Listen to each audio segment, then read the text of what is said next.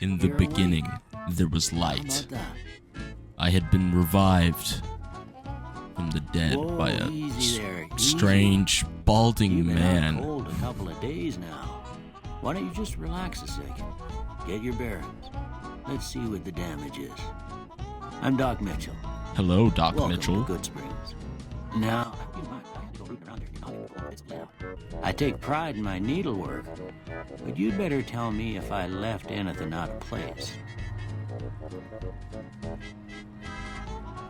How'd I do? Wow, you got it down perfect, Doc Mitchell. Well, I got most of it right anyway. Stuff that mattered. Okay, no sense keeping you in bed anymore. Let's see if we can get you on your feet. Good. Why don't you walk down to the end of the room, over by that vigor tester machine there. Take it slow now. It ain't a race. I'm fast as fuck, boy. Here I set my strength to 6, my perception to 10, my endurance to 10, and my luck to 10. Because who needs intelligence or charisma? I can just beat whoever I want to death. Whatever I need done, I'll just beat them to death. Sorry, son. I fixed up your head as best I knew how. I guess I missed a spot. Nah, it doesn't look like it to me. This old, decrepit man told me to take a seat down on his couch to take a test, and I complied, for now. All right. I'm gonna say a word.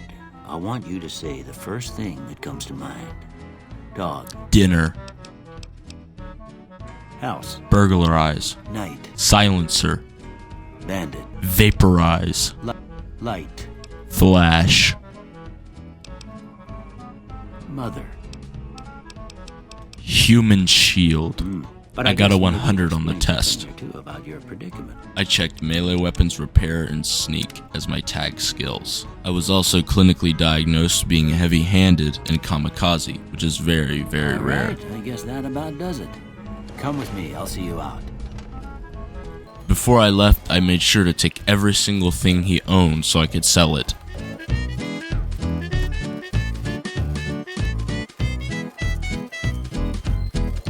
While I was getting ready to leave, he kept doing a bunch of yapping and I wasn't even listening. But I did pay attention to one thing. He went through my stuff. Didn't have much choice, I'm afraid. He would live for now. You should talk to Sonny.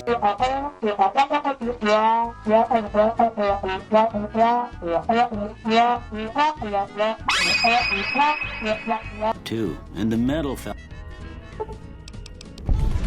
I made my way outside where I would go to the Prospector Saloon and meet Sunny Smiles. Cheyenne, stay.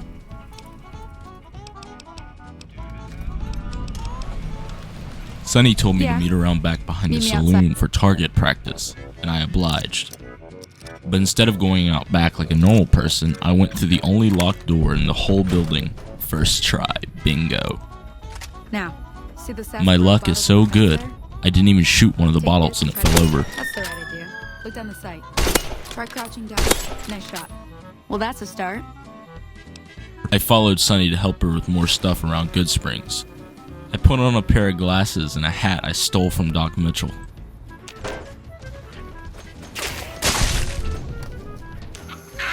Double kill. Triple kill. Overkill. Kill-tacular.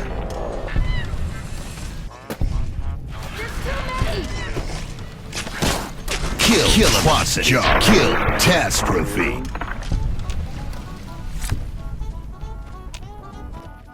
Now that was some good work.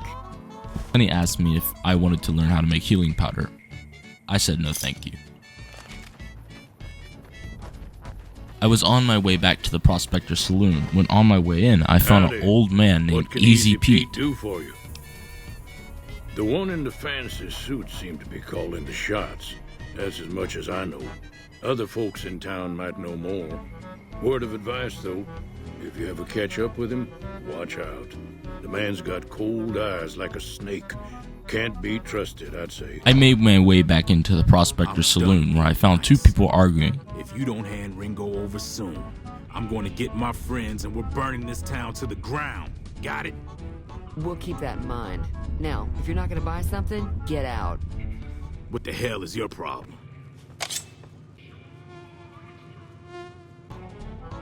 I hope you didn't just bring a heap of trouble down on Good Springs by killing Joe Cobb like that. His friends might come looking for him, and I don't think Joe they're gonna Cobb care was if he apparently a involved in his gang death or member. not. So I would kill the rest of his gang as well. Looks like our little town got itself dragged into the middle of something we don't want anything to do with. About a week ago, this traitor, Ringo, comes into town. Survivor of an attack, he says. Bad men after him. Needs a place to hide. We figured he was just in shock, so we gave him a place to lie low. We didn't actually expect anyone to come after him. He's holed up at the abandoned gas station up the hill. Some of the others, like Sonny, will probably stand up for Ringo if he asks for help, which he hasn't. Personally, I hope he sneaks out of town one night and takes the powder gangers with him. I said my goodbyes to what used to be Joe Cobb, and I made my way to Ringo. I got sidetracked on the way there, and I stopped in Chet's store. You must be the one Doc Mitchell was patching up. The way I heard it, I didn't think you'd be I've got plenty of... I sold everything I had stole from Doc Mitchell to Chet, including what I had looted off the geckos I had massacred. I made about $1 gazillion, and I bought a nice pair of armor and some tools from Chet.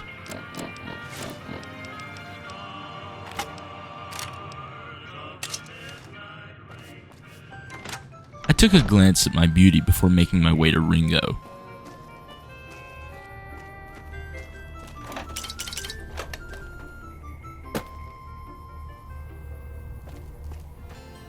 As I entered, I see That's Ringo close pointing enough. a pistol at me, and I You told are- him if he shot, he better not miss, because if he did, I Sorry would kill about him. the gun. We got off to a... thanks, I guess. Cobb wasn't the problem, though. Cobb's friends are the bigger problem. And when he doesn't get back, they'll be coming here for blood. Cobb's friends would end up all dead. I'm gonna lay low for as long as I can, assuming the town doesn't throw me to the wolves. I offered to help Ringo by killing all of Cobb's friends, which I was going to do We anyways. just end up sharing. He told me to talk to Sonny Smiles. Start with Sunny Smiles.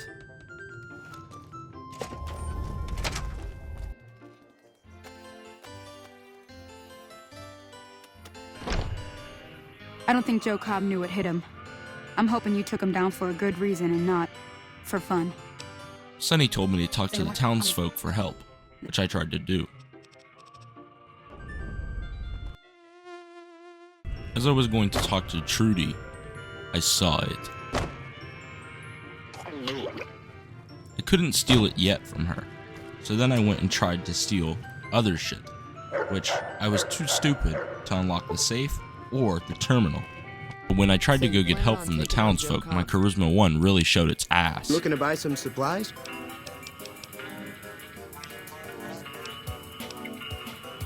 Now just... Right.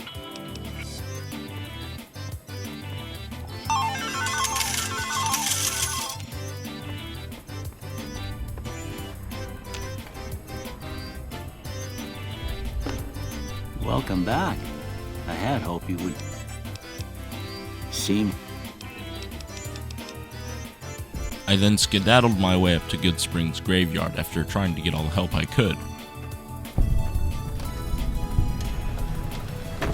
For my perfect grave robbing, I leveled up. I put some points into speech and sneak so that I could at least get help from Trudy.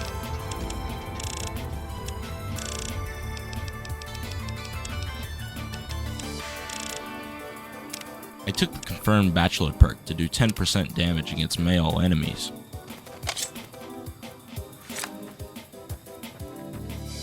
I found a worthless little snow globe on the ground, so I tried to shatter it.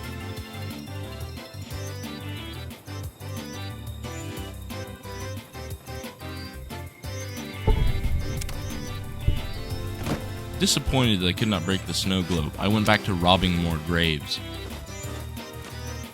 Yoink.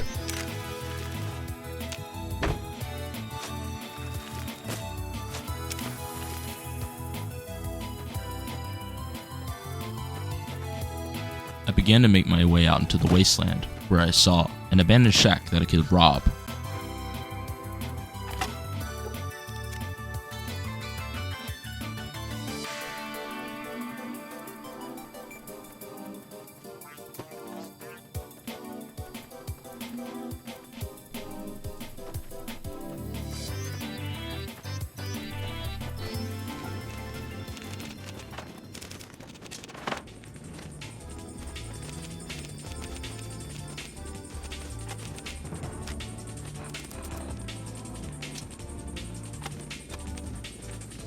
I left the shack after stealing all of its valuables, where I made my way to the Yangtze Memorial.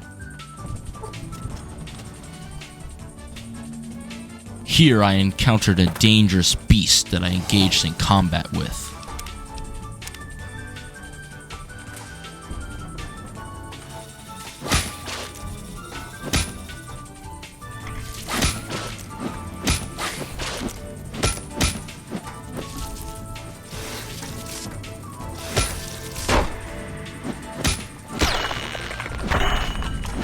I won, it lost.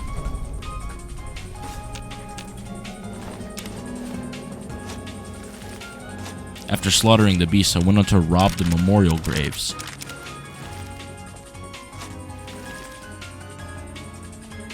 After my exceptional grave robbing, I found some coyotes.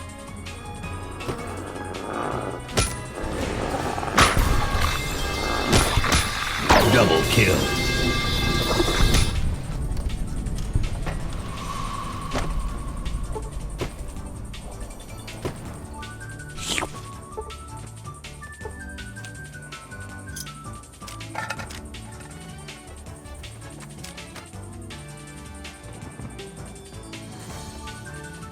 While I was wandering the waste, I stumbled upon the coyote's den.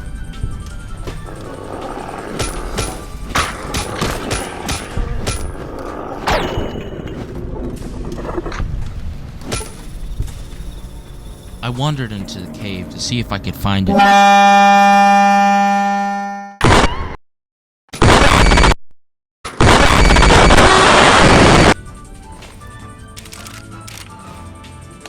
I looted 2 dead corpses, and then I drank 16 bottles of Sunset Sarsaparilla to regain some health.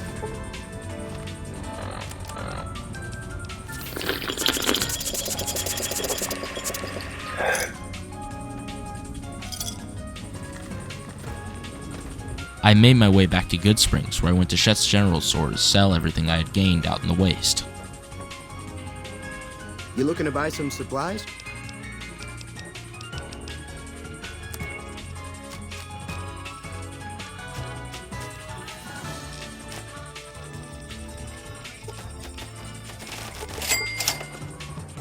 Pleasure doing business with you. For some reason, I tried to convince Chet again to lend some supplies to fight the powder gangers. Then I decided, since I couldn't get help from the locals because of my low charisma, I would just kill the powder gangers myself.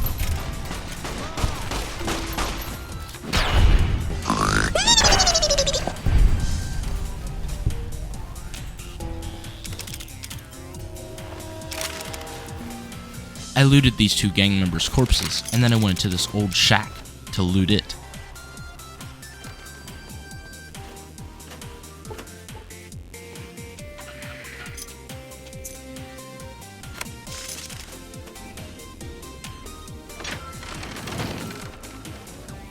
I found 2 more powder gangers, which I killed, but while I tried to kill them, a fucking landmine exploded on me.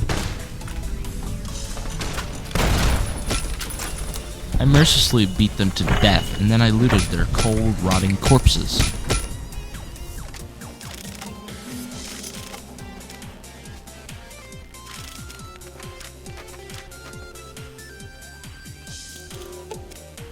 As I was trying to leave, another landmine exploded on me.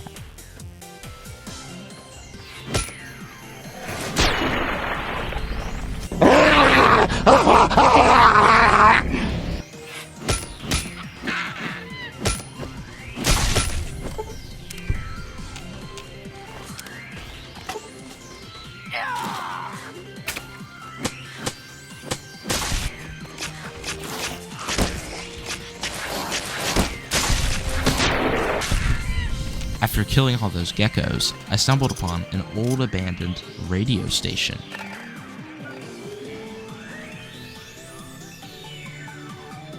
In the distance, I saw Prim, the city I needed to go to.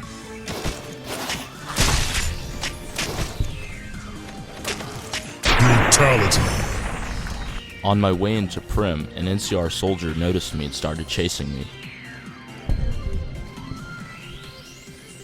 I was playing a game of cat and mouse with the soldier, so I didn't have to talk to him.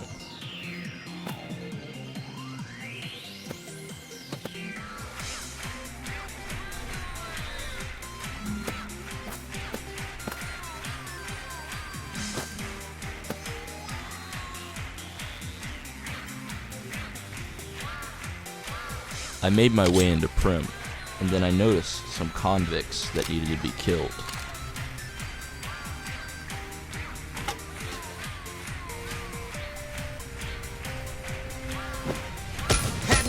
Excuse me, sir. When is the next bus coming, please? I need to know.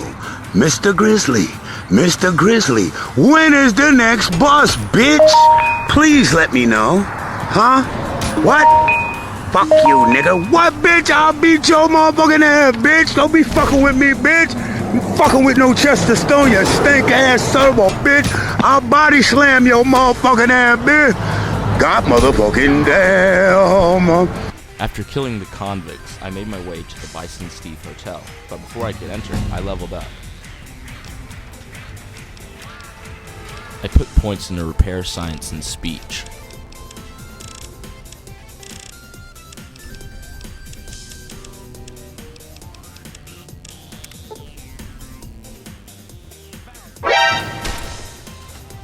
You like that?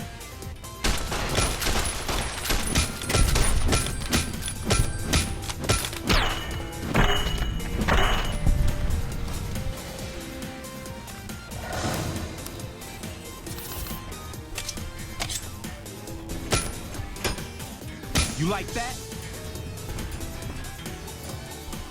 I'm out of here.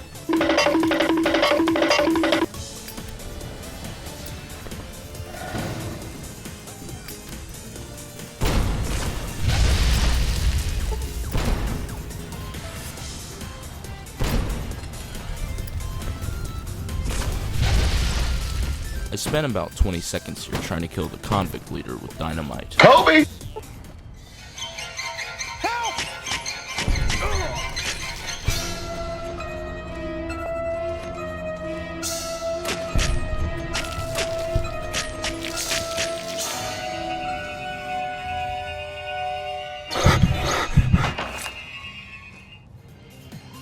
After I massacred all the convicts, I looted their corpses in the surrounding area so they could sell everything I found.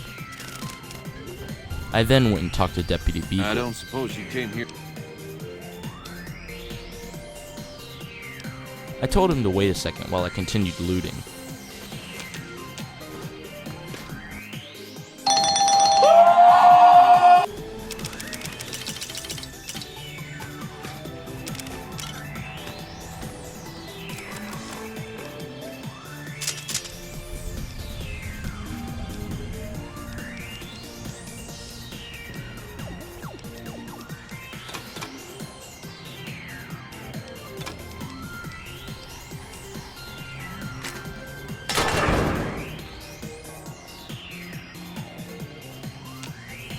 Oh my god!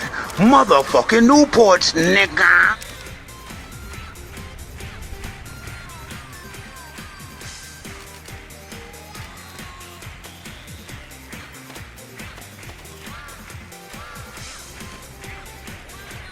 It would be so very... I told him I would set him free, but if he tried to run away, I would kill him myself. If I back it up, is it fat enough?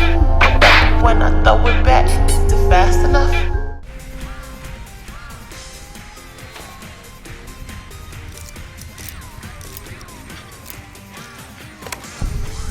On my way out, I stumbled upon a convict which I had missed.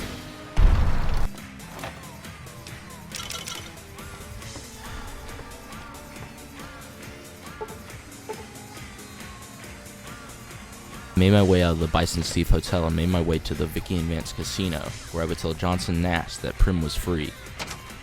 I don't know what it was brought you to Prim, youngster, but you might want to rethink your plans. Town's gone to hell. Johnson Nash is my name. Husband to Ruby Nash. Lived in Prim going on 8 years now, thick and thin. I'm a trader primarily, for what it's worth with things like they are. I also run the local Mojave Express outpost. Well, I don't got any work right now, sorry to say. I'll tell you whatever I can. You have a delivery order you can show me? Oh, you're talking about one of them packages. That job had strange written all over it, but we couldn't turn down the caps. That cowboy robot had us hire 6 couriers. Each was carrying something a little different. Pair of dice, chess piece, that kind of stuff. Last word I have from the office, it looked like payment had been received for the other 5 jobs. Guess it was just your chip that didn't make it. First deadbeat we hired to do the job canceled. Hope a storm from the divide skins him alive. Well, that's where you came in. Yeah, I got this look when he saw you next down on the courier list. His expression turned right around. Asked me if your name was for real. I said, sure as lack of rain, you were still kicking. Then he turned down the job, just like that. I asked if he was sure it was good money. No, let Courier 6 carry the package. That's what he said. Like the Mojave sort you out or something. Then he just up and walked out. No idea. Sounds like you two had a history for him to act like that. And turn down the money, too. Hope he didn't see any trouble in that package of yours. Maybe he thought your name was bad luck. Enough for me to say. Well, now that you mention it, a few nights back, one of the townies was out scavenging for supplies. He said he saw a fellow with a daisy suit come through with some of them Great Con misfits. They was talking about a chip. Well, for that, your best bet is going to be talking to Deputy Beagle. Since they came to town, he was keeping a good bit of notes on them, and he was slinking around Bison Steve when your pretty boy friend came through. He may have heard where they were going.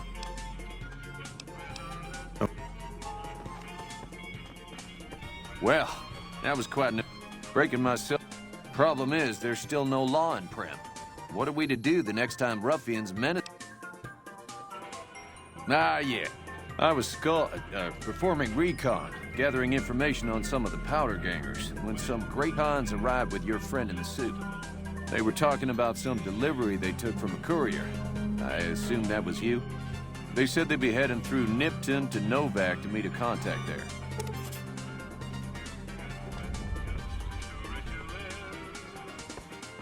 Hey there. Howdy, partner. Welcome to the Vicky and Vance Casino and Museum. Prim Slim at your service. Authentic cowpoke and official spokesspot of the Vicky and Vance Casino and Museum. Yeehaw! Where have you been, partner? Hiding under a rock? Vicky and Vance were this nation's 4th or maybe 5th most infamous celebrity outlaw couple ever. That's who they was. Prim Slim here can tell you the whole story, if you can spare a minute to hear the tale. Yahoo! I ain't had a chance to tell their tale in a mess of years. First things first, any boss you've heard about Vicky and Vance being copycats ain't nothing but ill-tempered slander. Fact is, they begun their crime spree 2 days before Bonnie and Clyde robbed their first bank. So who was copying who? Now, true, Vicky and Vance didn't exactly cut a wide swath of murder and bank robbery across the central U.S. like Bonnie and Clyde did. It was more like a narrow swath of shoplifting, check cashing fraud, and gas pump drive-offs. But crime is crime. They drove reckless, too. Having lived by the gun, well, Vance owned one anyway, it was only fitting that the duo of desperados would die by the gun. Perhaps it was fate itself that accidentally drove them into a crossfire between police and a gang of bank robbers in Plano, Texas. Or maybe they just didn't notice until it was too late. It's been said that Vicky would have tried to cash a bad check in that bank had she lived. We'll never know for sure. All we know is that the crossfire tore the car and both occupants to pieces, and the police issued an official apology. You can put your eyes on the genuine death car just over yonder, and there's Vance's machine gun in the case next to it. Happy trails, partner.